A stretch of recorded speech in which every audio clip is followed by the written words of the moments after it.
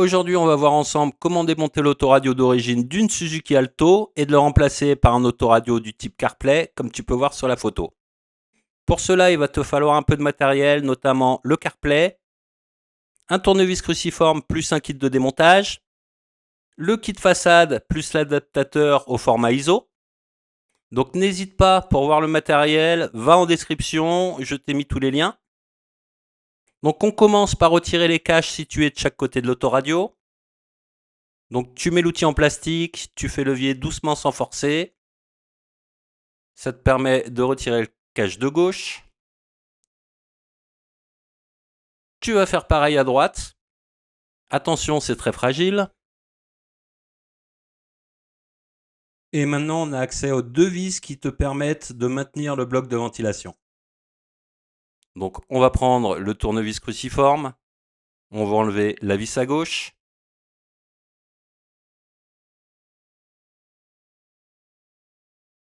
On va faire pareil à droite. On déclipse le bloc de ventilation. On le tire vers nous, il va sortir tout seul. Voilà, maintenant c'est fait. On va passer au poste. Donc le poste, il est maintenu par deux vis cruciformes, une à gauche, une à droite. Tu vas les enlever et ça va nous permettre de pouvoir enlever le poste d'origine afin de le remplacer par ton nouveau poste.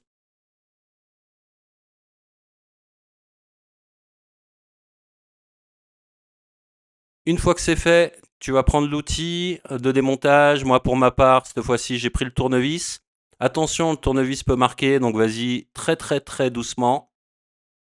Donc tu vas déclipser à gauche, tu vas déclipser à droite. Ça va te permettre de sortir le poste. Le poste, tu le tires vers toi. Le poste, il est alimenté avec une prise.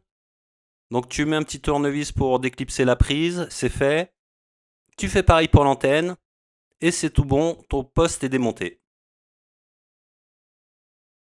Allez, maintenant on va passer au montage de l'adaptateur radio et avec la mise en place du câble ISO.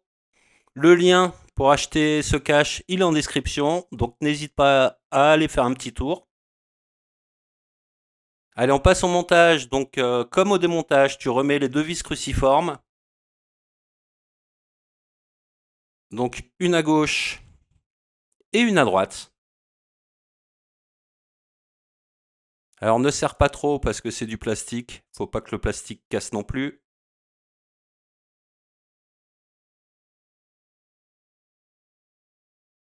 Une fois que c'est fait, on va mettre la prise ISO. Elle est fournie avec le petit kit en plastique que nous venons de monter. Et ça va te permettre de raccorder le nouveau poste. Allez, une fois que c'est fait, voici le nouveau poste, le CarPlay, que tu peux aller voir en description. On va prendre le rack. Ça va nous permettre de bien positionner le poste afin qu'il ne bouge pas. Donc tu le mets en place, tu le pousses en butée. Et là tu vas voir, il y a des espèces de petits taquets. Tu prends un tournevis, tu appuies dessus pour bloquer les taquets.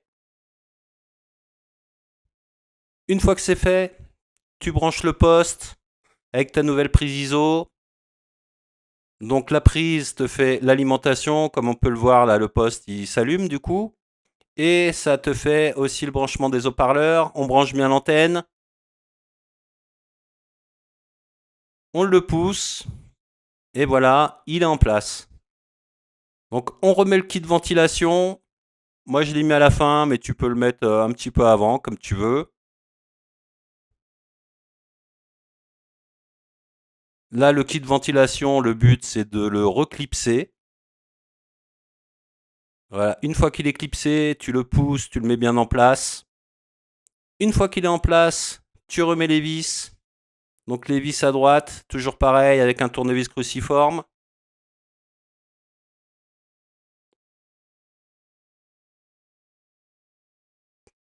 Tu mets la vis à gauche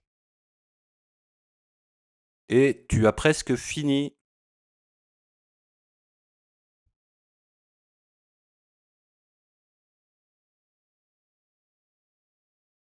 Allez, une fois que c'est fait, tu remets les caches. Tu as juste à les positionner, à pousser un peu, ça se clipse tout seul. Et voilà, c'est terminé. Du coup, tu as un poste, un CarPlay. Alors l'avantage de cet écran, c'est que l'écran est rétractable.